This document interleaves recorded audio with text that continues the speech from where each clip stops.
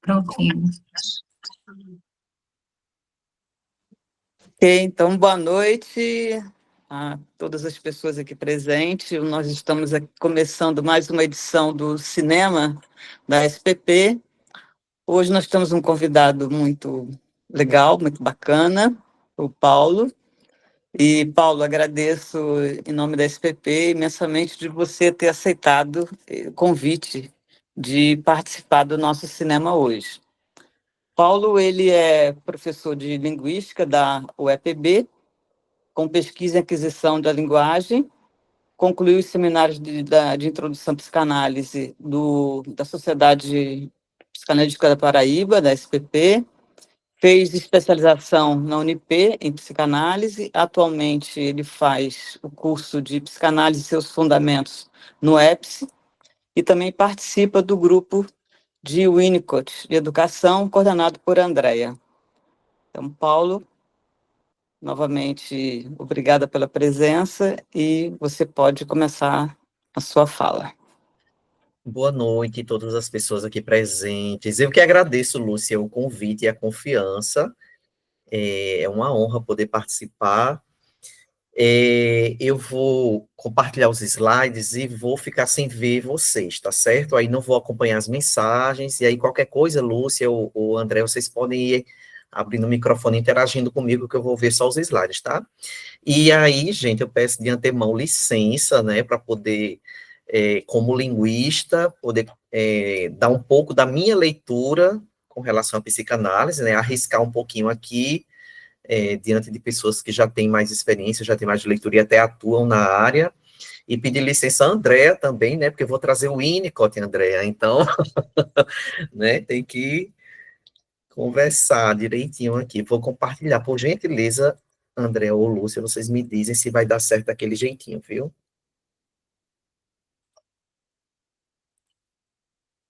Deu certo? Super Sim, certo. Pronto, vou começar então. Então, o título do filme é A Avaliação, né? Eu confesso que eu tive um pouquinho de dificuldade na primeira vez que eu assisti, mas eu vi que tinha muitas mensagens, muitas coisinhas que eu pudesse tentar entender e vi que daria certo dialogar um pouquinho com vocês. É um filme que dá para a gente trazer várias teorias, vários recortes, várias vertentes, mas eu escolhi trazer um pouco de Winnicott, que é o autor com quem eu tenho tido mais aproximação, e, enfim, tá certo? É o autor que eu venho lendo e acho que funcionou bem, né? A avaliação, a diretora é uma diretora francesa, é a Claire Fortuné, né? E o filme, eu vou ler algumas coisinhas para vocês aqui, mais sobre a estética do filme, mais sobre o conteúdo, e depois a gente vai tentar dialogar com o Winnicott, tá certo? É um futuro distópico, né? Porque ele quebra um pouco com esse funcionamento comum que nós temos em sociedade, com esses temas todos que vão surgindo em sociedade, e aí é uma metáfora bem interessante de um futuro que, enfim, já dialoga com a nossa contemporaneidade, né?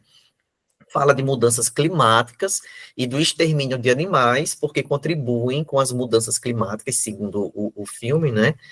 E aí exterminam os animais e diminui a quantidade de pessoas nesse mundo para que a tecnologia e a artificialidade se mantenham mais presentes, né? Não há envelhecimento, porque essas pessoas tomam uma substância chamada senoxidina, tanto não sei que para quem assistiu, tem um jantar que acontece na casa do casal, e uma senhora que participa mais, ela diz em um momento que tem 157 anos, né? É um filme que traz uma temática de um rígido controle populacional, as pessoas não podem mais procriar, tanto é que, a princípio, o título, A Avaliação, diz respeito ao governo avaliando os casais que têm uma condição socioeconômica importante, para ver se eles estão aptos a ter filhos que são, digamos assim, planejados pelo governo, né? Não são filhos planejados pelo casal. A temática do filme traz a ideia do novo mundo contra o velho mundo, contra no sentido versus mesmo, né? um, de fato, virando as costas para o outro, que diz respeito à vida biológica contra a vida artificial, ou dando espaço à vida artificial, e o tecnológico tomando o espaço do analógico. São poucos habitantes neste mundo, que é dividido em duas partes. Para quem assistiu, tem esses novos habitantes que têm privilégios econômicos, que vivem dentro desse sistema, desse novo governo distópico, e outros habitantes que decidiram romper com o sistema, né, que são os dissidentes, que vão viver em um outro mundo, aí sem os privilégios desse olhar desse governo, né. As pessoas, os casais precisam de uma avaliação de 7 dias, né, por uma representante do governo. A estética remete muito ao passado, porque, para quem assistiu, né, a parte externa da casa, parece como é que eu posso dizer, algo mais desértico, né, mais abandonado, e a parte interna da casa é onde tudo acontece, né, que tem muita relação com a tecnologia. A estética do filme é fria e minimalista, são poucos ambientes, poucos objetos, poucos personagens, cores frias, que tudo isso dá a ideia de controle e também de isolamento social.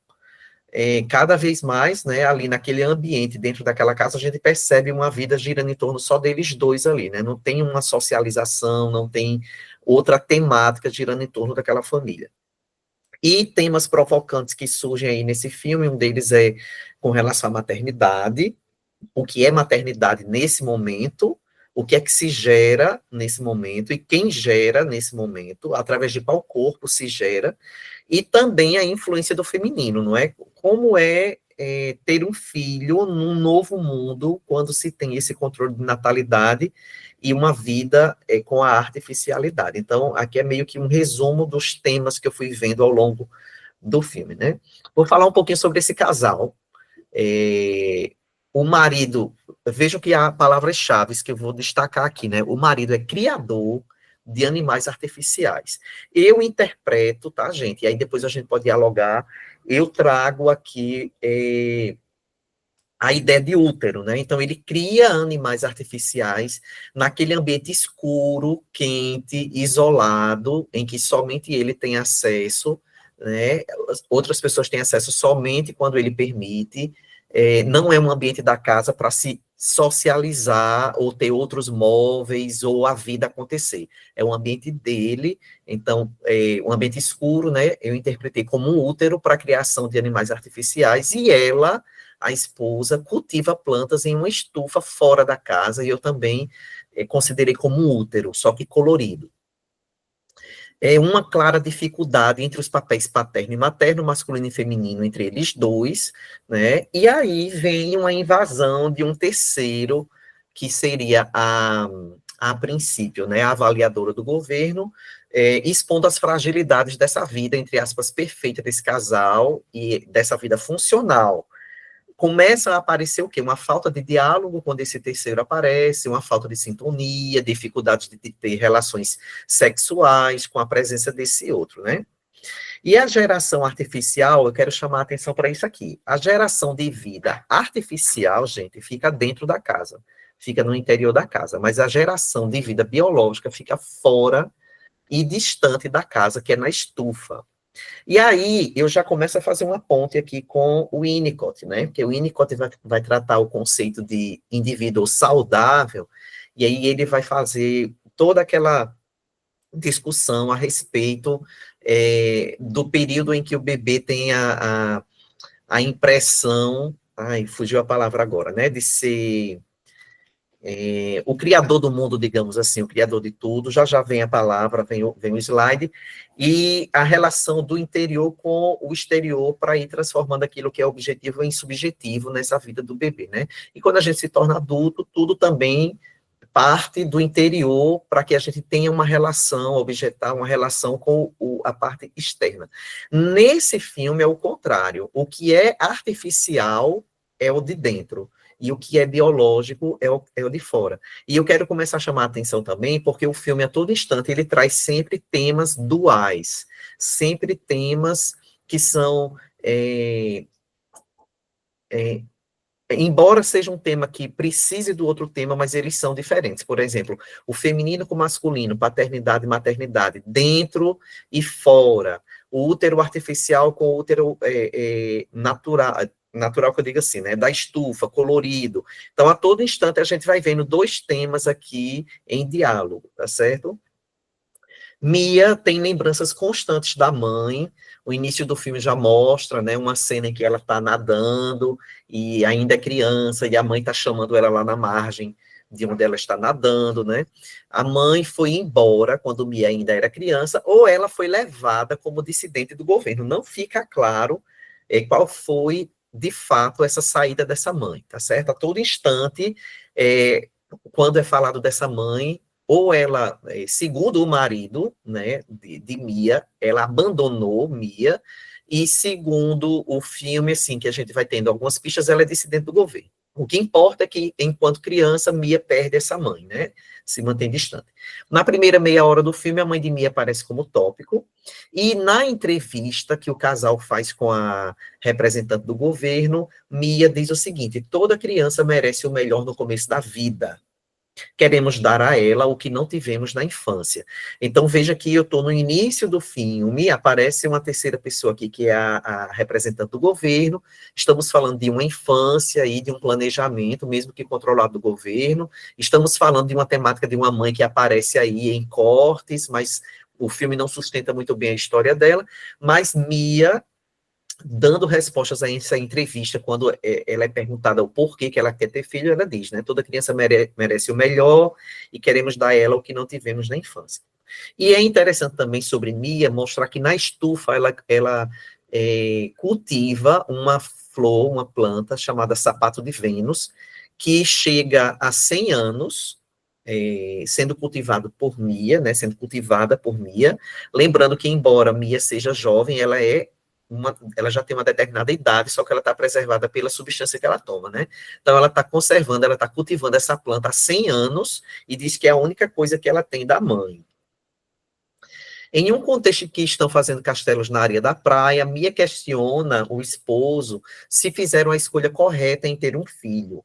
E aí ela pergunta ao esposo se ela não desse conta, né? Que faz muito diálogo com a nossa contemporaneidade, com as fragilidades do feminino, né, com relação ao casamento.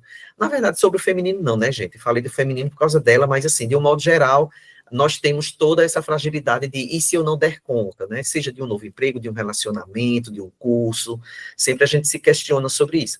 E aí, né, e é importante a gente prestar atenção nisso, o esposo não dá a sustentação para a esposa nesse momento, né? Ele não faz o papel de continente, ele não a acolhe, ele, ao contrário, é como se ele tocasse numa ferida ali mal resolvida dela, que ele diz, não, você não é igual à sua mãe, você vai dar conta, porque tua mãe te abandonou, mas você nunca faria isso.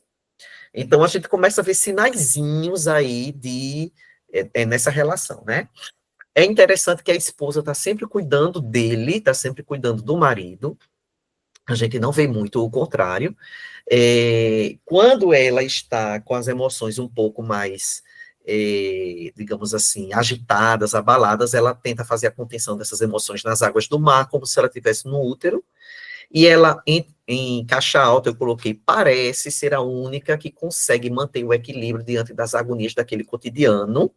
E aí eu coloco um parece, porque embora ela seja mais contida do que Virginia e do que o esposo Arian, a gente não sabe até que ponto isso era saúde mesmo, ou era uma tentativa de sobreviver ao caos daquele sistema e daquele ambiente, né? E aí, como o nome do filme é Avaliação, eu fico trazendo para cada personagem o que é que esse personagem avalia, né, de acordo com o meu ponto de vista. O que é que Mia avalia? Ela avalia a própria vida e o relacionamento no novo mundo e decide ir para o velho mundo. Ela abandona tudo e vai para o velho mundo. Arya, né, o esposo, diz em um momento no filme que a mãe esperava muito dele, só que ele considera isso como algo bom. E aí eu me questiono, será que foi bom, né?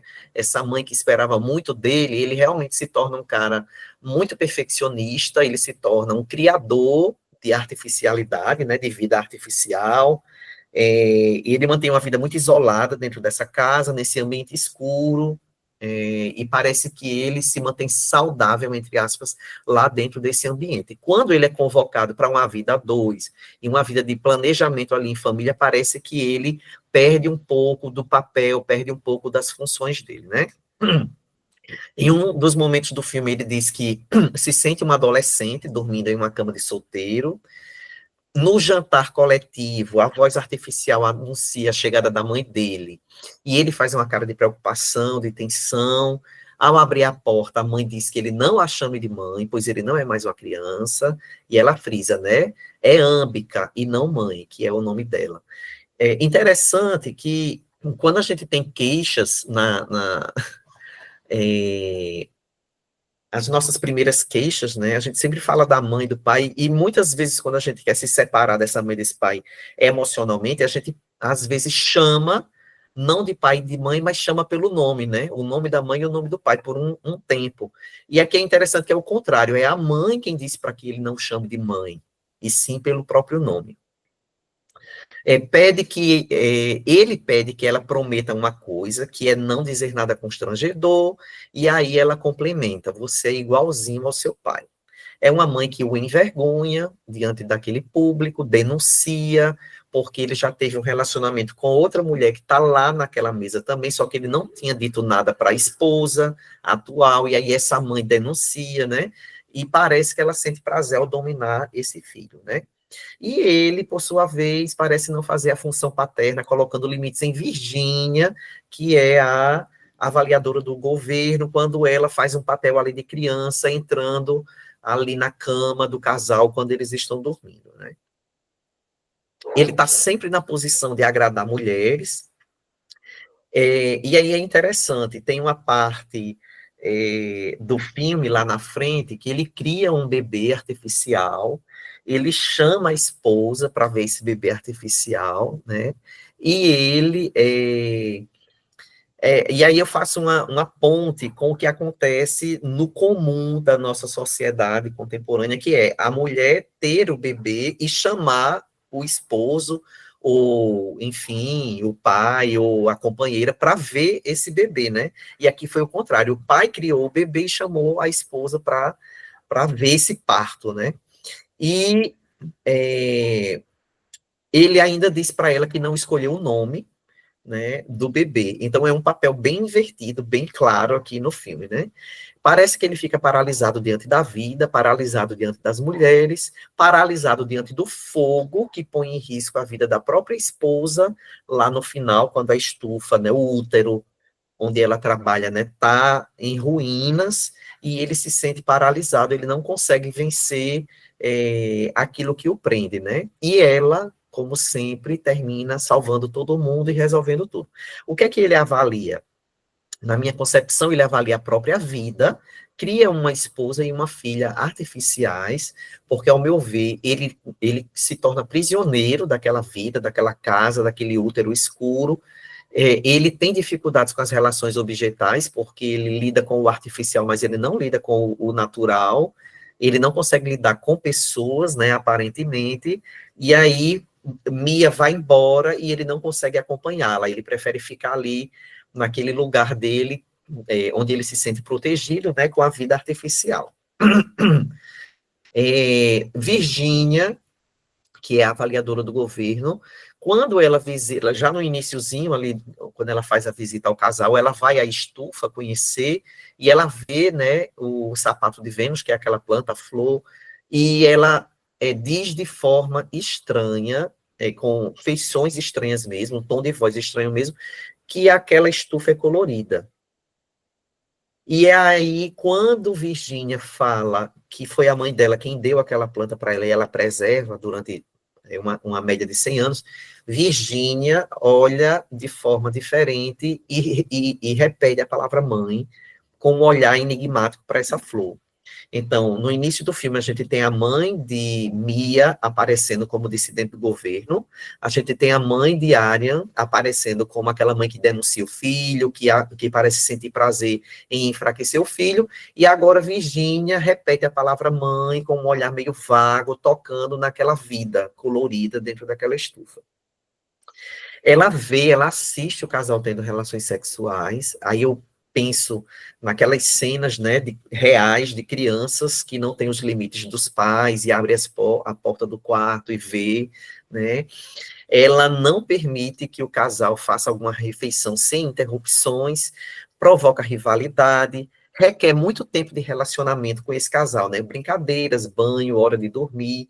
É uma terceira pessoa que passa a dividir a cama entre o casal, uma terceira pessoa que chama a atenção através do comportamento em um evento social como o jantar, é uma terceira pessoa que faz birra e provoca, no terceiro dia, entra no local de trabalho de Aryan, e a Aryan, que é o útero que eu chamei, né, da artificialidade, e a Aryan pergunta se é ela ou, e aí ele dá uma pausa, uma reticência, porque ela já vem oscilando naquele comportamento adulto-criança. Se a gente parar para pensar, parece que ela está fingindo ser uma criança ali, porque é um teste do governo, mas ela vai mostrando características de uma certa, eu vou chamar aqui de dificuldade emocional, que eu vou mostrar já já, né? Então, a Anya pergunta, é você mesma ou... Aí ela diz assim, sempre sou eu.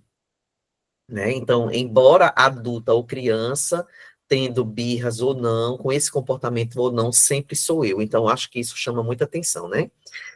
Algumas imagens do filme chamam mais atenção sobre essa personagem também, né? Aparentemente, ela tentou suicídio se jogando ao mar na fase de testes com Mia e Aryan, dizendo que pensou que era uma estrela do mar. Não sei se vocês lembram, quem assistiu, que ela fica até um pouco estressada porque Mia tira ela do mar quando ela está deitada dentro da água, né?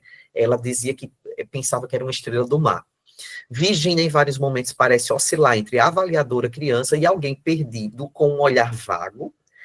E se vocês, não sei se vocês vão concordar, mas o casal cria uma casinha, né, amarela, que é essa que está aqui na imagem, na sala para essa criança, que no caso é Virginia, quando vai ali naquele comportamento. Se vocês pararem para pensar, o que liga, o que costura as partes dessa casa é como se fosse o código do DNA, né? É como se fosse o DNA se ligando aqui. Eu também penso que é um terceiro útero nessa casa. A gente tem a estufa, a gente tem o ambiente de criação artificial e a gente tem esse ambiente aqui onde Virginia fica, né?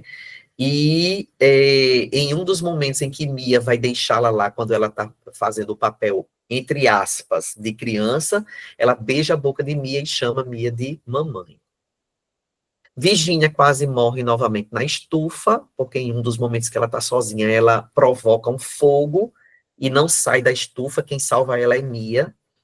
E em um momento em que ela, já no final do filme, quando ela já não é mais essa avaliadora aqui na casa do casal, o casal já foi avaliado, e Mia procura lá onde ela mora, em um momento da discussão ela diz o seguinte, minha filha não está viva, mas ela está aqui, está presente, e ela faz parte de mim em cada segundo. E aí é quando ela começa a revelar, de fato, o caos que tem dentro dela, né, que foi a perda dessa filha. Virginia parece ser fragmentada, sendo sempre um risco a si mesma e ao outro, e aí eu falo que ela é fragmentada primeiro por esses sinais que ela dá, pelos episódios da vida dela, e também por essa imagem que a gente vê aqui, que para mim foi muito enigmática, né?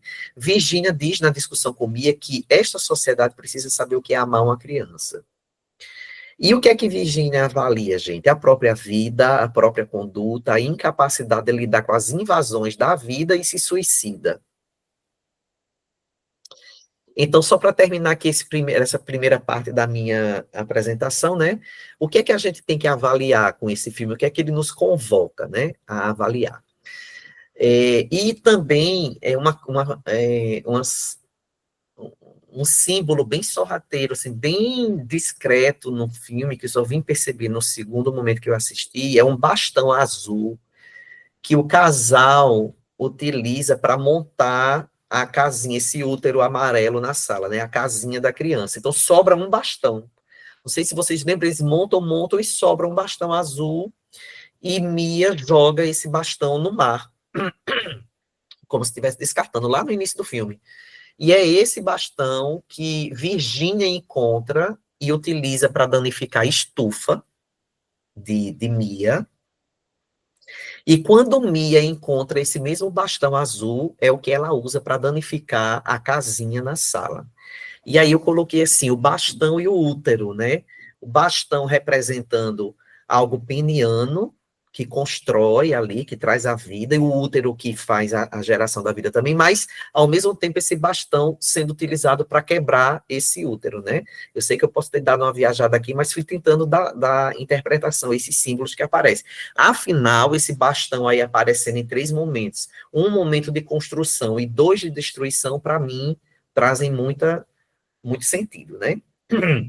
Tem 3 mães aparecendo, né, gente? A mãe de Mia, que é uma dissidente do governo, a mãe de Virgínia, que não aparece, a não ser quando ela menciona lá, quando ela repete o nome mãe, né, com o sapato de Vênus, e ela foi mãe, né? Ela perdeu a filha. E a mãe de Arian, que é aquela sobre a qual eu falei, né, que envergonha ele, que denuncia ele, né? E é uma obra com temas duais, como eu já falei para vocês. Eu vou entrar agora num tema winnicottiano, né, para a gente fazer um diálogo com família, com vida, com, enfim, criança, né, criança interior, enfim, e aí o Winnicott fala muito sobre o segurar, né, sobre o segurar, sobre o holding, sobre o continente, sobre a contenção, sobre o amparo, e aí eu faço aqui um joguinho de palavras do que seria segurar, né, segurar de ponta a ponta, de início a fim, seria tornar seguro, amparar, impedir que caia, agarrar, conter, garantir, tranquilizar, serenar e sossegar.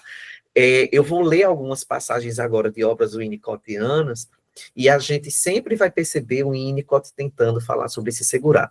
E aí, voltando para o filme, por que que sempre o tema da mãe está aparecendo? Por que que sempre o tema da maternidade está aparecendo? Por que que o tema de uma desorganização emocional dessas pessoas está sempre aparecendo? Por que que essas pessoas estão sempre submissas a uma autoridade de um governo ditatorial, controlador, né? Enfim, que controla inclusive os corpos e a natalidade. Então, quem segura quem nesse filme? Ou será que ninguém segura ninguém? Ou qual foi o papel dessas pessoas anteriores, né? As mães, os pais, no sentido de segurar, tornar seguro aquele ambiente, aquela pessoa, impedir que caia, agarrar, tranquilizar. Será que houve? Será que não houve? E aí eu vou pedir licença para ler algumas passagens para a gente dialogar, tá certo?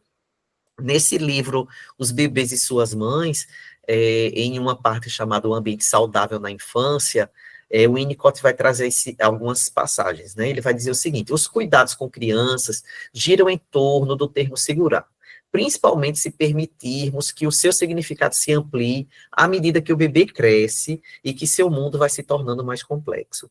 No início, porém, é o ato físico de segurar a estrutura física do bebê que vai resultar em circunstâncias satisfatórias ou desfavoráveis em termos psicológicos. Por isso que eu faço muita menção ao útero também, né? Eu digo que tem 3 úteros aí simbólicos no filme, né? Segurar e manipular bem uma criança facilita os processos de maturação, e segurá-la mal significa uma incessante interrupção desses processos, devido às reações do bebê às quebras de adaptação. Então, por exemplo, quando a gente vai ver ali o papel do masculino, né? O Aryan parece ter uma fragilidade diante das figuras femininas, diante da vida biológica, ele lida melhor com o artificial. Então, que tipo de relação, o que é que aconteceu nessa fase inicial dele, né? Será que houve será que foi mal segurado, né? Será que o desenvolvimento dele foi interrompido de alguma maneira para que ele registrasse as mensagens de ameaças e quando ele se torna um homem adulto, ele tem dificuldade com as responsabilidades em ser um pai, em ser um marido, né? Por terem sido segurados suficientemente bem, tornam-se capazes de atravessar bem todas as fases de seu desenvolvimento emocional muito rápido. A base da personalidade estará sendo bem assentada se o bebê for segurado de uma forma satisfatória. Os bebês não se recordam de que as pessoas os seguravam bem. No entanto, lembram-se da experiência traumatizante de não terem sido segurados de forma adequada. Uma necessidade de estar sempre no mar, como se o mar fosse um útero, uma necessidade de estar sempre na estufa, uma necessidade de estar sempre naquele ambiente escuro e quente, né? Uma necessidade de estar sempre na casinha amarela ali na sala. Será que são pessoas que tiveram uma interrupção nesse impedimento que elas caíssem emocionalmente, né? Uma interrupção no segurar, no acalentar, no embalar, a gente não sabe. E aí, vejam que a gente está falando um ambiente, aqui eu estou falando de um ambiente agora, de um governo, né? De um modo de vida em um futuro distópico em que tudo é ameaçador, né? Tudo é controlado, tudo é ameaçador, tudo é artificial, né? Então, que tipo de relação essas pessoas podem ter com as outras para que elas sejam seguradas, né? E no final eu faço a pergunta, por qual motivo cada personagem se relaciona com uma espécie de útero no filme? Em outro livro, né, Tudo Começa em Casa, de Winnicott também, tem o conceito de indivíduo saudável, e aí eu vou ler rapidinho, pode ser muito útil postular que o meio ambiente satisfatório começa com um alto grau de adaptação às necessidades individuais da criança. Olha que interessante, né, gente? É o ambiente que se adapta às necessidades da criança e não o contrário, né? A adaptação vai diminuindo de acordo com a crescente necessidade que o bebê tem de experimentar reações à frustração. Trauma significa quebra na continuidade, na existência de um indivíduo. Então, se a gente parar para pensar, né? A mãe de Mia vai embora enquanto ela é criança. Não sei se ela vai embora, se ela abandona, se ela é dissidente do governo, se ela foi presa, deportada, mas houve uma quebra, né? Na história de Mia, né? A gente não sabe também que tipo de relação o Aryan teve na infância com a mãe e com esse pai, mas a gente vê sinais. Por exemplo, essa mãe dizendo assim, você é igual ao seu pai. Né? A gente não sabe que tipo de mensagem isso pode ter causado. E sobre Virgínia, quando ela menciona assim, quando ela só cita o nome mãe, e ela fica com um olhar um pouco distante, me dá a impressão de que foi distante também tudo que ela concebeu sobre a relação com a mãe. Isso é minha interpretação, porque o filme não diz muita coisa. E ela também tem uma outra relação bem difícil no que se refere a ser mãe, porque ela perde a filha, né?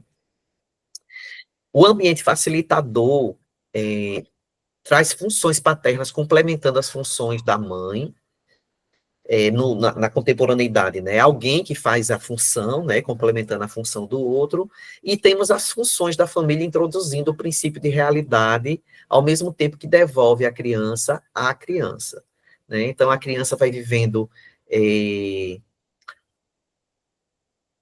momentos fantasiosos, né? Infantis, e aí esse ambiente vai ajudando essa criança a se encontrar consigo mesma, se organizar, né, para ela não viver somente nessa fantasia, para ela poder ter maturidade lidando com as frustrações, com as invasões, com as ameaças que a vida, porventura, possa trazer. Se partirmos do princípio de que se alcançou um grau razoável em termos de capacidade instintiva, veremos então novas tarefas para a pessoa relativamente saudável. Existe, por exemplo, que ele ou ela mantém com a sociedade, uma extensão da família. E é interessante que o casal não tem uma boa relação com a sociedade. Virgínia também não tem uma boa relação com a sociedade. Aliás, não é só o casal e Virgínia. As casas naquele mundo distópico são separadas, são distantes, não tem relação com a natureza, não tem animais, não tem crianças, não tem... As pessoas, quando estão socializadas, elas estão socializadas para falar sobre o governo. Aquele único jantar é para falar sobre a substância que eles tomam, é para falar sobre o controle do governo, é para falar sobre frustrações com esse governo. A gente não vê as pessoas falando sobre si, sobre o seu desenvolvimento, né? No final eu pergunto, por qual motivo as relações sociais das personagens são tão turbulentas ou quase inexistentes? A vida de um indivíduo saudável é caracterizada por medos sentimentos conflitivos, dúvidas, frustrações, tanto quanto por características positivas. O principal é que o homem ou a mulher sintam que estão vivendo sua própria vida, assumindo responsabilidade pela ação ou pela inatividade, e sejam capazes de assumir os aplausos pelo sucesso ou as censuras pelas falhas, que é o que a gente não vê muito com relação a o Aryan, né? O esposo. Ele parece fugir um pouco da turbulência daquele cotidiano que eles estão tentando planejar e com essa invasão do terceiro, que seria Virgínia, né? Em outras palavras, pode-se dizer que o indivíduo emergiu da dependência para a independência ou autonomia. Isso vale para o segurar físico na vida intrauterina e gradualmente amplia seu alcance, adquirindo o significado da globalidade e do cuidado adaptativa em relação à infância, incluindo a forma de manuseio. Num ambiente que propicia um segurar satisfatório, o bebê é capaz de realizar o desenvolvimento pessoal de acordo com suas tendências herdadas. O resultado é uma continuidade da existência, que se transforma num senso de existir, num senso do self, e finalmente resulta na autonomia. O que é que a gente vê com essa continuidade da existência das personagens? Uma se suicida, a outra abandona tudo e vai embora, vai arriscar o mundo anterior, o mundo velho, né? Não sei se ela vai arriscar o mundo velho porque para ela é mais seguro, não sei se ela vai buscar a mãe. E o outro, que é o esposo, na continuidade de existência dele, ele se isola naquela vida com uma família artificial que ele criou, né? Então, resulta finalmente numa autonomia, e a gente questiona que autonomia foi essa, né? Eu já estou terminando, gente, certo? Relações objetais. Por que eu trago as relações objetais? Porque a gente tem as relações entre eles, né? O Winnicott, quando fala de relações objetais, não são objetos propriamente ditos, né? Não é uma bola, uma boneca, mas são pessoas, ambientes, situações também, né? O processo maturacional impulsiona o bebê a relacionar-se com objetos. No entanto, isso só pode ocorrer efetivamente quando o mundo é apresentado ao bebê de modo satisfatório. A mãe que consegue funcionar como um agente adaptativo apresenta o mundo de forma a que o bebê comece com o suprimento da experiência de onipotência. Era essa palavra que eu queria lembrar no início, não me lembrei, que é a experiência da onipotência, que constitui o alicerce apropriado para que ele depois entre em acordo com o princípio de realidade. Era isso que eu estava querendo me lembrar, né? O bebê, a princípio, ele tem essa experiência de onipotência, tudo é ele, tudo ele cria, tudo é por ele, mas depois ele vai sendo conduzido, à medida que ele é apresentado ao mundo, para que ele se relacione com o princípio da realidade. Né? Ou seja, nem tudo é ele, nem tudo é por ele, nem tudo é para ele, existe um mundo, existem pessoas e existem frustrações, né? Uma grande parte da vida saudável tem a ver com as várias modalidades de relacionamento objetal e com um processo vai e vem entre o relacionamento com os objetos externos e internos. Isso é uma questão de pleno usufruto das relações interpessoais.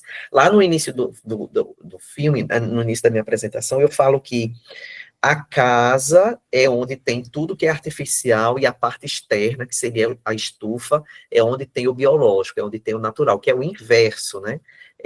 Nossa casa, nossa morada, nosso interior é que tem que ter a criação de vida, né? A criação de desenvolvimento emocional e daí por diante.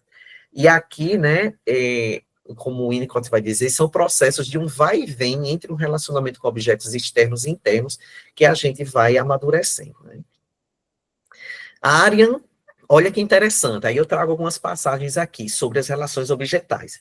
A Aryan tocando a mão do macaco. Lá na frente, no filme, quando a Aryan cria um macaco, ele entrelaça os dedos dele à mão do macaco como se ele estivesse criando um vínculo, uma relação íntima com uma pessoa, né? A gente entrelaça os dedos com outra pessoa quando a gente tem um grau de intimidade e confiança, né? É uma entrega, né? Ao mesmo tempo, um segura o outro através dessa mão e dos dedos. E ele não faz isso com ninguém, a não ser com um macaco. E não é um macaco real. Virgínia, quando está tocando nas plantas, na estufa, ela demonstra mais habilidade tocando na planta, ali, naquele manuseio com a planta, do que nas relações objetais com aquele casal. Mia está sempre se isolando na estufa e no mar. A Arya sempre se isolando no trabalho. Virgínia está sempre desregulada, né? Ora é criança fazendo birra, ora acha que é uma estrela do mar e se joga no mar, ora ela bota fogo na estufa, a incapacidade de harmonia no jantar, que são as agressões físicas e verbais. E, gente, eu não julgo nada daquelas pessoas no jantar, porque está todo mundo desesperado, querendo fugir desse governo, todo mundo controlado, vivendo sob ameaça. Então, quando eles se encontram ali, realmente só serve para agressão física e verbal, são as reações, né, ao mundo. E o filme traz o quê? Destruição, suicídio, colapso e caos. Só para finalizar, né, algumas citações do livro A Teoria do Amadurecimento de Winnicott, da Elsa Dias, ela vai dizer o seguinte: no começo da vida, o bebê não tem maturidade suficiente para saber da realidade externa, para perceber os objetos que a ela pertencem, e muito menos para relacionar-se efetivamente com eles. Assim que nasce, o bebê não tem o sentido da externalidade, nem qualquer outro sentido da realidade. Para que algum sentido de realidade se inicie, é necessário que lhe seja propiciado o único que lhe é possível neste ponto do amadurecimento, que é a realidade do mundo subjetivo. E aí tem a ver com como esse bebê é segurado, acolhido, como apresenta o mundo a ele, como mostram as situações caóticas a ele, né? Eu vou passando aqui para a gente ganhar tempo, tá bom? É só esse primeiro aqui. Uma das teses básicas da teoria winnicottiana do amadurecimento pessoal é a de que, para o indivíduo chegar a sentir-se vivo e poder apropriar-se de suas potencialidades herdadas ou congênitas, todos os estados do ser precisam ser experienciados. Caso contrário, esses estados permanecem não integrados na personalidade. Ou seja, um bebê também não vai ser 100% protegido da vida, né, gente? Porque a vida ninguém consegue também se proteger, nem proteger ninguém 100%. Existem as doses, né? Tem frustrações nas doses, tem o luto nas doses, tem as separações, tem os medos, tudo em doses, né? E também tem as alegrias, os pontos positivos, como a citação que eu trouxe, né? Isso se refere tanto a conformações físicas e tendências de personalidade, quanto a estados e fatos da vida. O nascimento, a continuidade do ser, os estados de quietude ou de excitação, encontros e desencontros, solidão da pré-dependência, as agonias impensáveis e etc. Num outro livro, né, que é Tudo Começa em Casa, eu vou só ler aqui rapidinho, tá?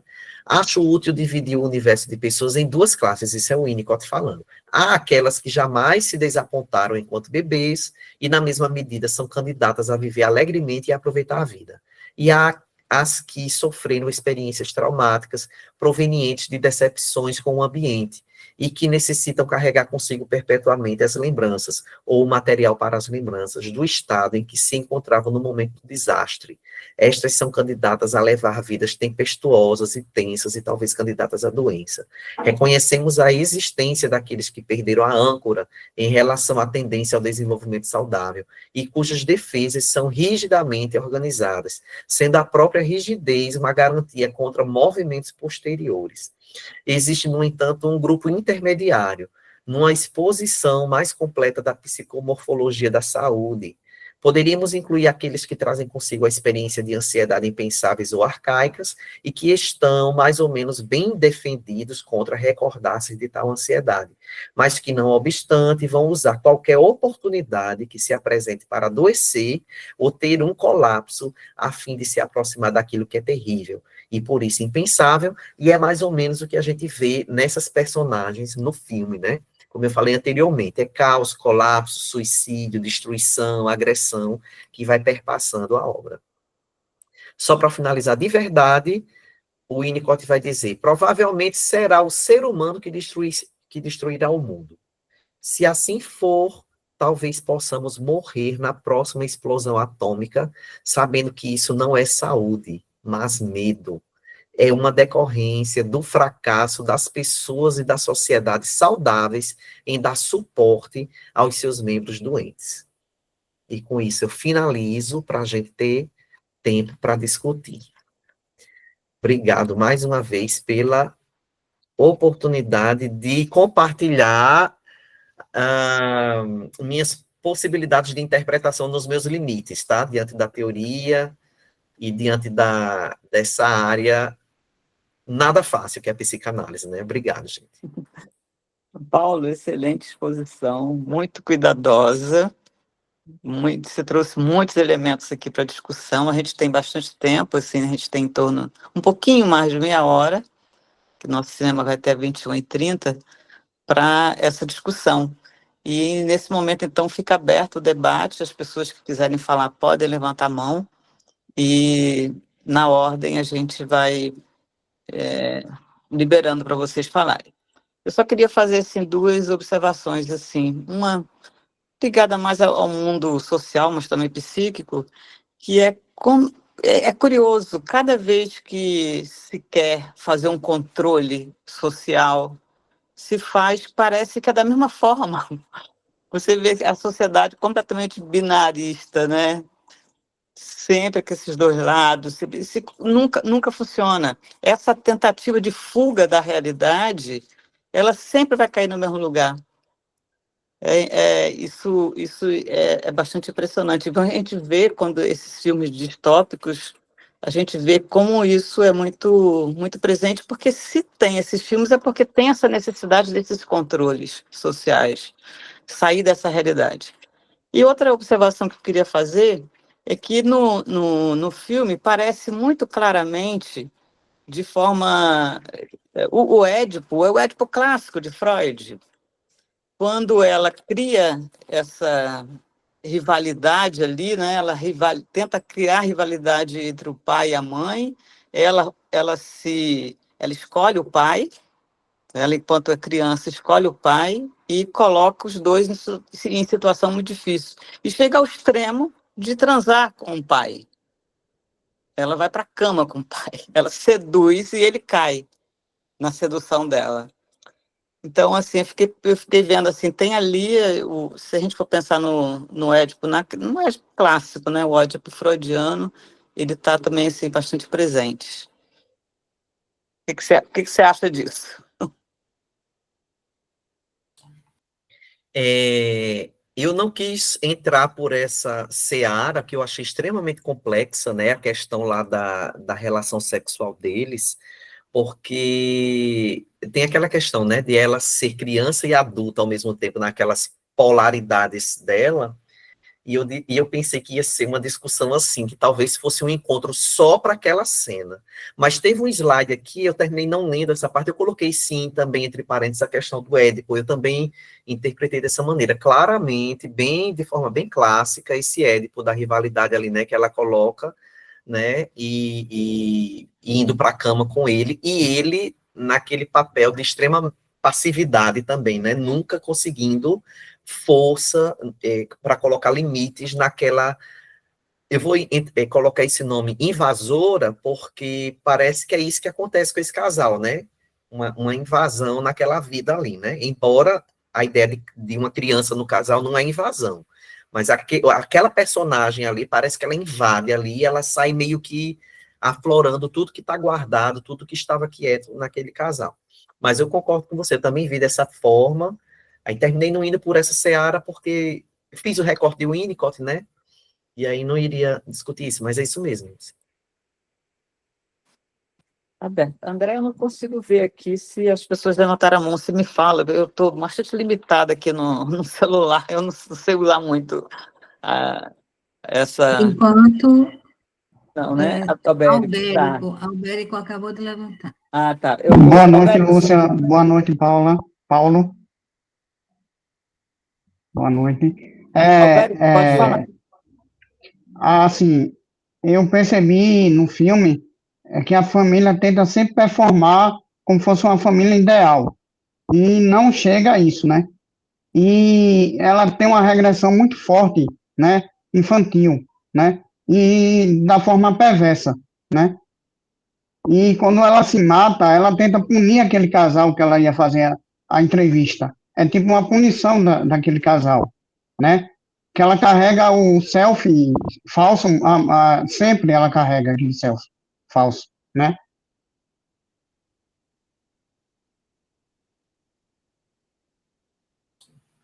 Isso mesmo, Roberto, é bem colocado. Também é outra cena que eu achei muito complexa, né? Que é aquela cena do suicídio, né? Acho que ali já é a cereja do bolo, né? Acho que ela já vem carregando toda a incapacidade de lidar com o mundo externo, né? E também com as frustrações da vida dela, as perdas, enfim, e com o que ela fez em nome do governo, né? E ela colapsa, né? Ela se suicida. Eu pensei também em dialogar um pouquinho sobre isso, mas achei muito complexo. Vocês perceberam que eu dei uma fugida nesses temas, assim, né? Porque eu achei que era uma seara bem complicada para se falar. Andréia? E anotando ao longo da sua apresentação, parabéns, Paulo, por trazer, né, assim, as contribuições de Winnicott. Realmente, o Winnicott fala de um tempo anterior, né, ele privilegia esse tempo que Freud pensou pouco sobre, né, que é antes, né, do Édipo, né, antes desses processos, e não que o Édipo não está lá acontecendo, mas tem coisas acontecendo paralelamente a isso, que é justamente, né, a subjetivação daquele sujeito, né, no sentido de, né, desses outros processos de desenvolvimento emocional, né. E aí eu, né, anotei algumas coisas aqui, que você já falou também, mas, né, que o indivíduo saudável é aquele que consegue fazer uma integração, né, tanto com ele mesmo, com o próprio self, né, quanto com o mundo. Então, quando ele não consegue se relacionar bem dentro dele, né, não consegue integrar todos os processos e fazer todas as aquisições desse desenvolvimento emocional, né, que começa na dependência absoluta, a dependência relativa e rumo à independência ou autonomia, como você colocou no slide, né, e se o ambiente não favorece com que esse indivíduo possa sustentar esse desenvolvimento, vão acontecendo isso que você chamou, né, lembrou bem, né, das reações contra a intrusão ambiental, né, que foi justamente, né, o que esses personagens trazem, né, cada um, né, denunciando o útero que teve, né, vamos dizer assim, aproveitando aí a sua metáfora, né. E aí, nesse sentido, eu fiquei pensando no conceito de destrutividade, por exemplo. O Winnicott tem um conceito sobre agressividade, né, que ele fala da agressividade como constituinte da nossa personalidade, vamos dizer assim, né. Mas quando ela não é contida, ela chega nesse extremo, né, que você colocou, do caos, dessa coisa que não tem, né, totalmente descontrolada e tal. Porque conter, né, no sentido winnicottiano, não é ser rígido, né, que é o caso, né, o que o governo fazia era uma contenção rígida, né, o que a família também vivenciava ali, cada um na sua rigidez. Então, isso denuncia que não é, né, não é algo saudável, precisa ter uma plasticidade, precisa ter uma flexibilidade, né, nessa contenção, né, e uma flexibilidade para se adaptar às necessidades, né, do bebê, criança, adulto, né, porque o bebê, esse bebê que a gente foi, né, quando não tem, né, no seu self, todas as aquisições, ou, né, assim, as coisas que não foram integradas suficientemente, né, eles vão, ao longo da vida, isso vai aparecer, né, na forma como a gente se relaciona com o outro, denunciando como a gente foi cuidado, né, ou não cuidado, né, como você também colocou. Deixa eu ver se eu tenho alguma coisa. Eu anotei aqui algumas coisas, né? Eles invertem, né? Esses personagens, eles invertem o processo, né? De amadurecimento, né? Eles precisaram se adaptar. Eles não... o ambiente não se adaptou a eles. Eles precisaram precocemente se adaptar, né? E aí, eu não sei se tu já ouviu falar, né? Assim, desse termo, vocês já ouviram falar. Foi uma colega, até do Rio Grande do Sul, que apresentou um trabalho. E aí ela falava dos não nascidos, né? Que Bion fala dos não vivos. Ela falava dos não nascidos, como se não houvesse existência, né? Não há uma existência pessoal, né? São pessoas que parecem que estão tão vivas, né? Não tem uma vitalidade. Muito E interessante.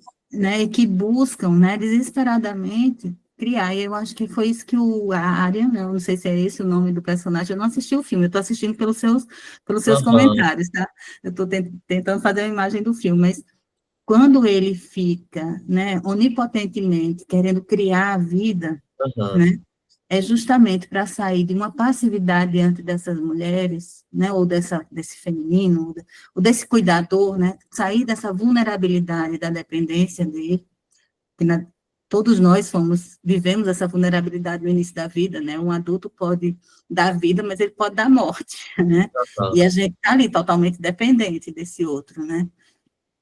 Aí, se só na hora da criação, porque quem cria, né, está fazendo um movimento, ele está ativo, então ele sai da passividade dele, de quem foi criado, e é dependente, portanto, desse outro, para criar algo, para ter algum controle sobre aquilo que ele cria, Uhum. né, até nos afetos, como ele fez com o macaco, né, quando você fala da cena do macaco. Então, acho que tem muita coisa que pode ser explorada nesse filme, eu vou assistir, agora fiquei curiosa, não assisti, mas tanto com Winnicott quanto com Freud, eu acho que tem outros autores que podem também entrar na conversa, né, Então, mas o termo seria não nascido, é? foi um trabalho que ela apresentou para falar justamente Interessante. porque o Winnicott fala muito do ser, de existir, né, da Aham. continuidade do ser, e para esses não nascidos, aqueles que não foram investidos, né, que não É foram muito sustentados interessante, André. Muito suficientemente, né, interessante. Porque eles precisam, a gente não pensa muito sobre isso, né, de fato. porque é como se fosse, eles estivessem sustentando só uma sobrevivência, não uma Uhum. vida. Então, nesse sentido, eles não nasceram, vamos dizer assim, né, Sim, porque eles têm uma sobrevida, não uma vida digna, né, uma vida digna de ser vivida, como o Winnicott fala, né. Mas eu vou abrir para outras pessoas. muito interessante, André. Ele levantou a mão. Lúcia. Agradeço uma super contribuição para ajudar a pensar dessa maneira também. Uhum. Então tá aberta a discussão, tá, gente? Mas eu estava pensando assim, o único alento desse filme é justamente a personagem principal, é a mulher, né? O nome dela é como Lia, Mia, né? Mia, Mia. Porque veja só, apesar de toda a fragmentação que ela mostra, mas é a pessoa que ela quer ter um filho de verdade. Ela recusa o filho artificial. E ela chega a algum momento, embora a menina que se apresente, né, a Virgínia, se apresente de forma muito exagerada, né, uma criança assim muito problemática, ela chega um dado momento que ela consegue acolher aquela criança. E aí, quando ela sai, quando termina, e eu gostei demais quando a Albérico falou que ela suicida, a Virgínia suicida, que foi uma punição para os pais. Eu achei ótimo, não tinha pensado nisso. Mas naquele momento ali, a Mia, acho que foi o último momento mesmo que ela se percebeu que ela podia voltar a ser humana. E ela sai daquele mundo, ela volta para o mundo de fato da humanidade. ela recusa, né, aquele novo mundo, aquele novo governo e arrisca, né, Lúcia, porque ela, Andréa que não viu e alguém mais que não tenha visto, ela passa por um processo de retorno ao velho mundo que é arriscado. E ela assume o risco de passar por isso para poder chegar ao novo mundo. E ela chega. E fazendo uma ponta com o que a Albérico falou, né, sobre o suicídio como uma punição, eu não sei se vocês vão lembrar, mas eu vou dar mais spoiler, tá, Andréa? Ela reprova o casal. E aí, aí Mia vai lá procurar ela para saber por que foi reprovada. E ela diz o seguinte: o governo está reprovando todo mundo. E aí Mia questiona: por que você está fazendo isso então? E ela diz o seguinte: porque me prometeram dar uma filha para mim. Então, acho que ela tem uma cota para poder fazer isso e receber essa filha. Aí, Albérico falou do suicídio. Quando ela está com outro casal repetindo o mesmo protocolo, ela se suicida, Porque talvez ela tenha percebido que o governo também enganou ela, né? Talvez ela seja mais uma manipulada e aí ela colapsa e se entrega, né, ao suicídio. Paulo, isso é muito importante, porque no filme tudo é uma farsa, né? Tudo é uma farsa ali, porque o Começando governo com já o governo, sabia que ela não ia ter autorização, ela não ia passar, né, no isso, teste, porque não ia, não, e tudo, tanto a farsa para ela como a farsa para a outra. Então, a solução para a Virgínia foi morrer, não tinha o que fazer mais, isso. porque Que senão era, ela ia continuar. era a única realidade, era morrer, né? Que o restante era farsa. Albérico? É, ali ela tentou se matar duas vezes, né? Na minha visão. Na estufa, ela tentou e não conseguiu, né? E ela literalmente foi se matar quando foi para aquele outro casal, né? Foi ali que ela conseguiu. Ali foi a verdade dela, né? Eu acho que ali apareceu o eu dela, né? Enfim, Uhum. né? Que em nenhum momento a gente não vê esse eu aparecer É, ali, Salvério. né? E ela, na verdade, ela tentou ainda com Mia e Aryan, ela tentou duas vezes o suicídio, porque ela tenta na estufa e ela tenta no mar, quando ela diz que achava que era uma estrela do mar. E ela não consegue, porque o casal, na verdade o casal não, né, gente? Mia salva ela, porque o Aryan, sinceramente, não deu conta. Então, Mia salvou ela do mar, e Mia também salvou ela do fogo na estufa. Só que o outro casal não funcionou dessa maneira, e aí ela tenta e consegue. Lúcia, você fez uma ponte muito interessante. Mia realmente queria ter filho, viu, Andréa? E aí tem uma cena na banheira que é muito bonita. Ela tá dando banho em Virgínia, como se Virgínia fosse uma criança. Então, eu acho que ela consegue fazer uma contenção ali nas possibilidades dela. Ela consegue conter um pouco Virgínia e consegue ainda ver Virgínia eh, no colapso, né, nas tentativas de suicídio, tanto é que ela resgata Virgínia duas vezes ainda. É o que Lúcia É, e, chamou de humanidade, né? Assim, é como se ela, ali ela tivesse contato com a humanidade dela, né?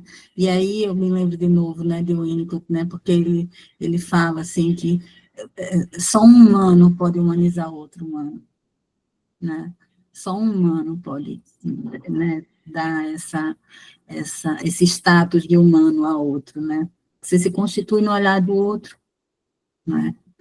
E tem uma cena, não sei se foi do filme, acho que é ele lá olhando para um bebezinho. Aquele bebezinho foi a criação do marido? Foi a criação artificial, e é aquela cena que eu falo, que ele chama ela para conhecer o bebê, para dar um nome ao bebê, ela segura, mas ela solta, ela deixa cair literalmente esse bebê, porque é um bebê reborn, né? Criado. Bebê criado.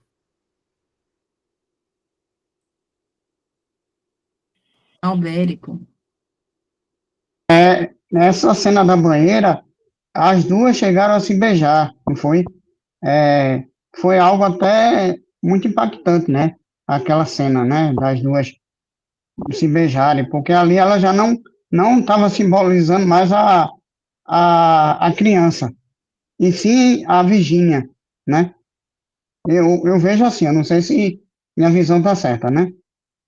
Muita mistura, né? Não tinha borda, não tinha, fico imaginando, né? Então não tinha interdito, não tinha nada, né? Tudo muito misturado, eu, o outro, o adulto, a criança, né? E sem contenção desses lugares, né? Assim. São 7 dias de avaliação e são 7 dias em que Virgínia ela oscila em muitos papéis, Andréa. Assim, ora ela é a avaliadora do governo, ora ela é uma criança, ora ela foi uma mãe, ora ela é uma suicida. É bem interessante, porque são 7 dias de muitas histórias muito densas ocorrendo com esse casal, devido à chegada de Virgínia.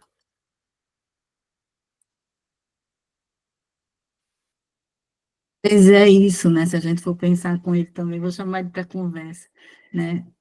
A questão é que o adulto tem que sustentar o lugar dele de adulto, né?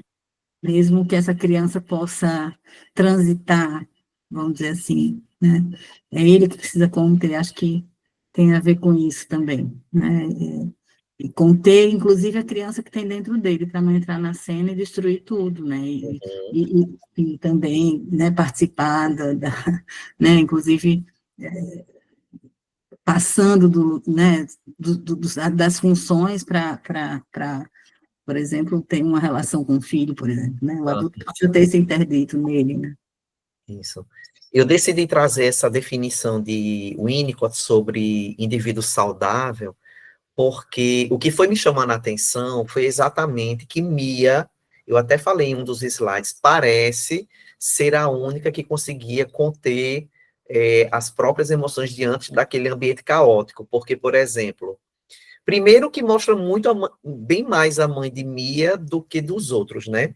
A primeira meia hora, os primeiros 30 minutos do filme fala mais sobre essa mãe.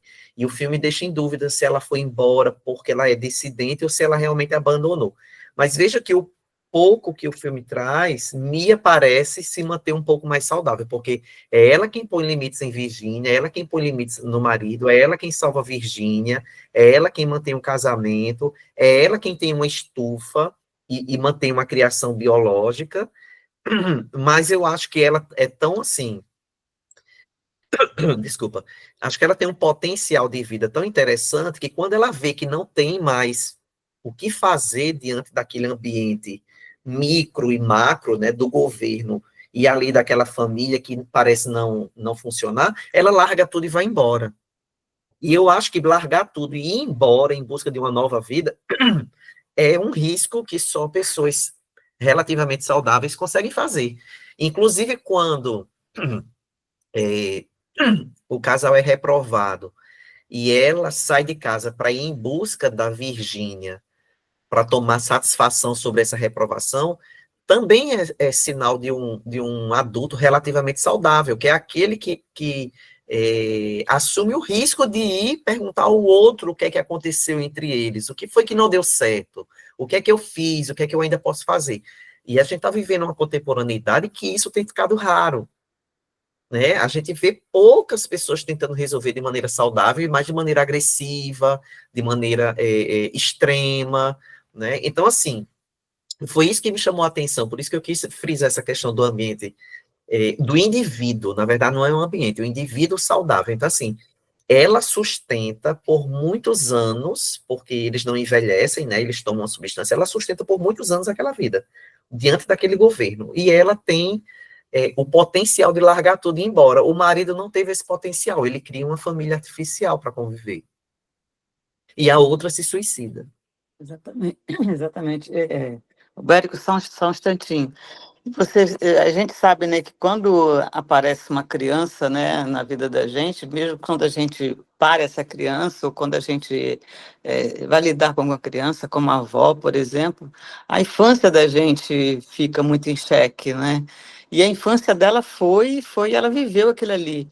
Enquanto que a infância de todos ali, inclusive da Virgínia e do marido, né, do companheiro dela, também entra, mas completamente descontrolado, eles não entram. Ela vive aquilo ali, a criança, a Virgínia parece que em alguns momentos, de fato, ela vira uma criança perversa, inclusive, algumas vezes, ela é maldosa, né?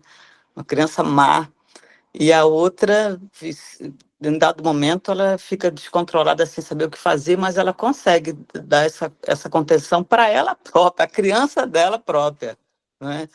E eu acho que isso foi bem marcante, enquanto que ela sabe, inclusive, ela perde a confiança em tudo que está ali, porque o teste que foi feito, a avaliação que foi feita era uma farsa. O marido, que ela tinha um grande amor por ele, que os dois pareciam ser, né, uma relação bastante saudável inicialmente, ela descobre que ele trai, ela descobre que algumas pessoas da visita, né, que vem àquela mesa, eles já tiveram um caso, ele esconde dela. Então, ele também era uma figura artificial que ela não podia confiar mais. Ela Ela não descobre que tinha ele tem mais em um quem caso com a confiar. Virgínia também, né? Tem?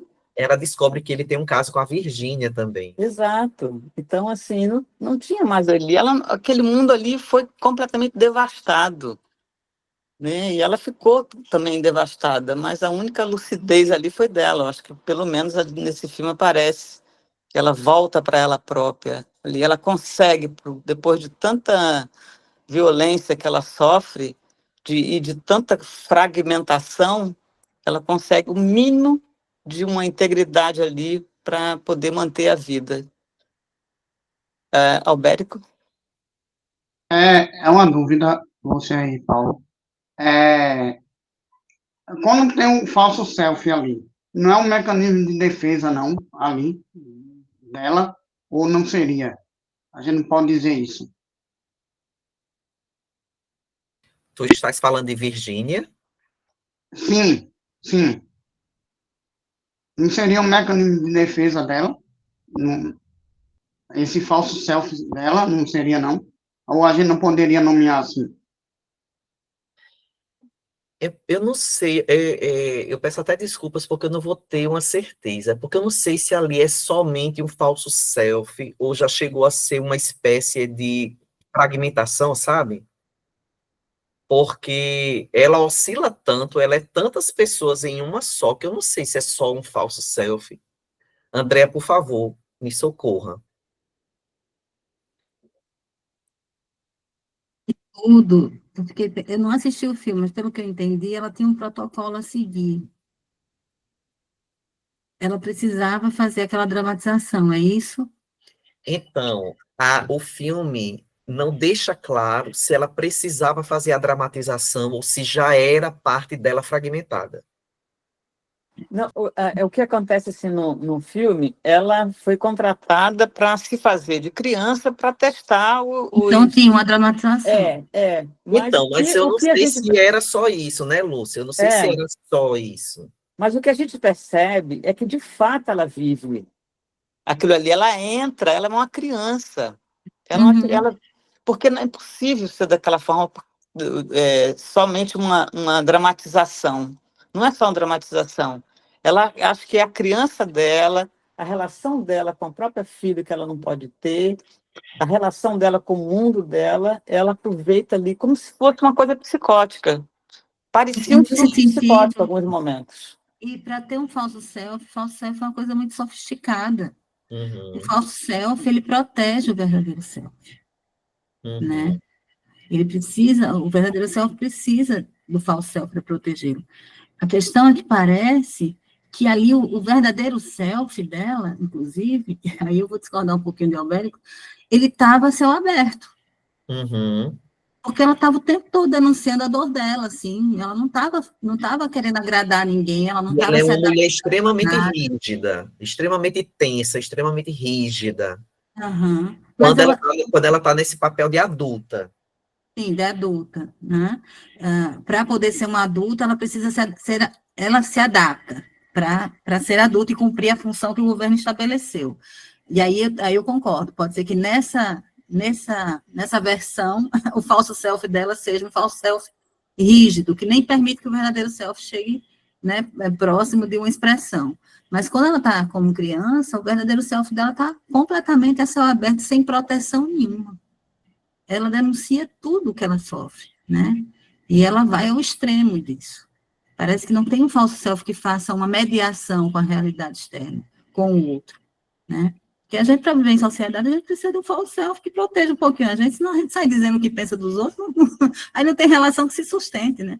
Então, me parece que ela vive essas polaridades, né? O tudo ou nada, né?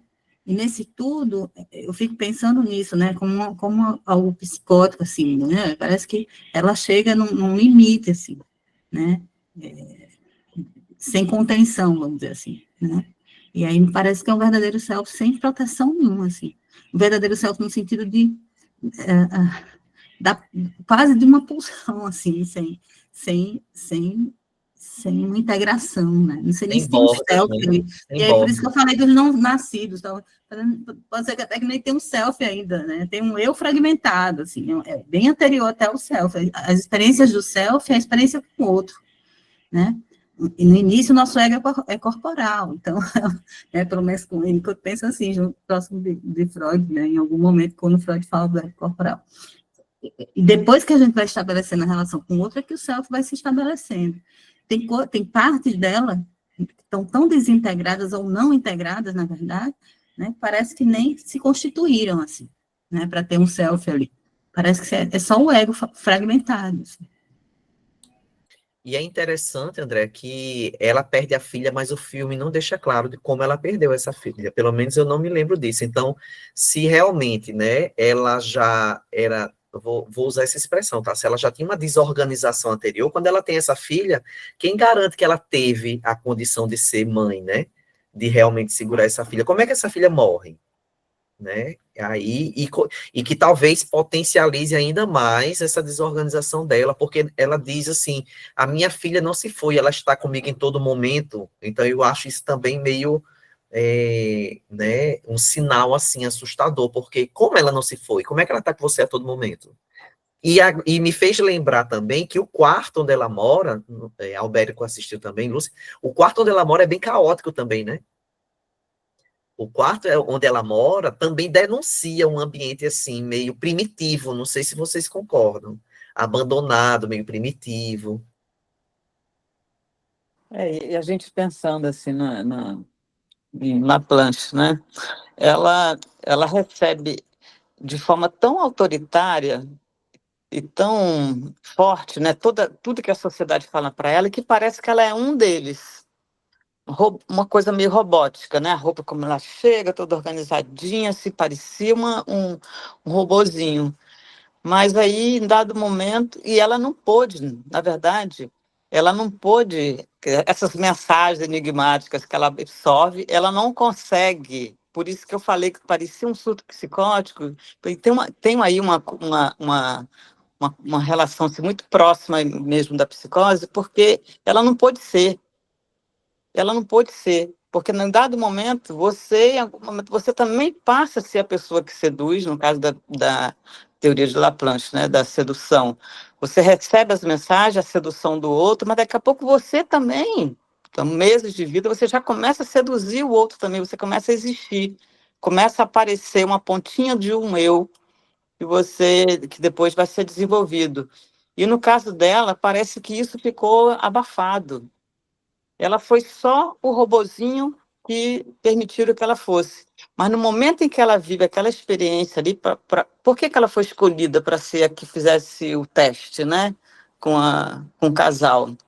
Porque ela era o protótipo Aham. dessa sociedade totalitária, Obediente, né? da Obediente. obediência. Mas é quando ela chega aqui naquele casal, provavelmente por conta da humanidade da mãe, e não porque provavelmente ela foi a vários casais, mas casais também do mesmo estilo que ela, mas quando ela chega ali, ela encontra uma outra, uma mulher, que é humana, de fato Aham. abraça ela, de fato ela sai, ela desconstrói ali toda aquela questão todo aquele totalitarismo. E ela E não aí, suporta, né? ela não suporta, mas aí é o momento em que ela pode ser um pouco ela, Hum, só que ela não sustenta. Então, ela é agressiva, ela cria confusão, ela faz a rivalidade, faz com que os dois briguem, ela transa com o cara para, né?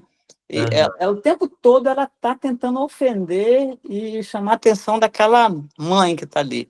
Então, naquele momento ali, é que ela consegue ver, acho que ela vê o caos profundo, eu me imagino, e ela não sustenta aquilo ali, ela morre. Ela já tenta morrer algumas vezes, né? Aham. E fica zangada quando tiram ela aí da morte. Quem tira é a mãe que ela não pôde ter, porque o que ela foi criada por uma sociedade completamente totalitária, né? Aham. Ô, Lúcia, e é interessante que Virgínia, com aquele bastãozinho azul, que era uma das peças da construção da casinha dela na sala, né, enquanto criança, ela destrói a estufa de Mia. E Mia, depois, com o mesmo bastãozinho, destrói a casinha de Virgínia, né? Interessante, porque a rivalidade é entre elas mesmo, de início a fim, né? É, esse não suportar esse papel do outro aí, bem interessante. É bom conversar por isso, né, que vai ampliando a nossa visão, assim, para quem não Ô, assistiu, Paulo, para quem não assistiu, é, desculpa, rapidinho, é um filme muito difícil, porque ele não é atraente, ele não é um filme com muitas ações, com muitas cores, né, ele é um filme monótono, exatamente por isso, que a ideia é essa, da vida monótona, daquela vida sem sabor, sem cor, mas se a gente for assistir prestando atenção nas mensagens, ele é uma linguagem bem interessante. Oi, Aldérico. ela fala que ela perde a filha afogada. A filha dela morreu afogada. Ela fala naquela hora que ela está no quarto, lá com Mia. Isso, beleza, obrigado por lembrar. Interessante, morre afogada e Mia vive na água, né?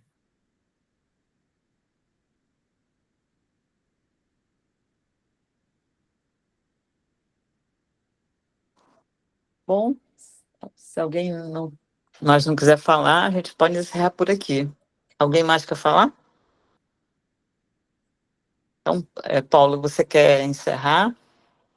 Fazer uma última Quero fala? agradecer a oportunidade, eu trouxe uma visão, assim, bem, né, de interpretação do filme, tentando fazer esses links, e vocês aqui dialogando me acrescentaram muito, né, essa questão do falso self, da questão dos que não nasceram, André, ou dos que não estão vivos, né, e Lúcia também pontuando aquelas cenas bem graves, e essa questão de quase psicose, né, outras questões de governo também me ajudaram a ampliar a visão, né, do filme e as interpretações. Acho que o grupo funciona bem dessa maneira, né, quando os diálogos vão acrescentando na interpretação de quem está tentando dialogar aqui sobre o filme. É só agradecer a oportunidade, cresci muito, me senti na responsabilidade de não somente ler o Winnicott, mas tentar aplicá-lo aí alguma coisinha, né, e é isso, gente, oportunidade maravilhosa que vocês me deram, gratidão demais, viu?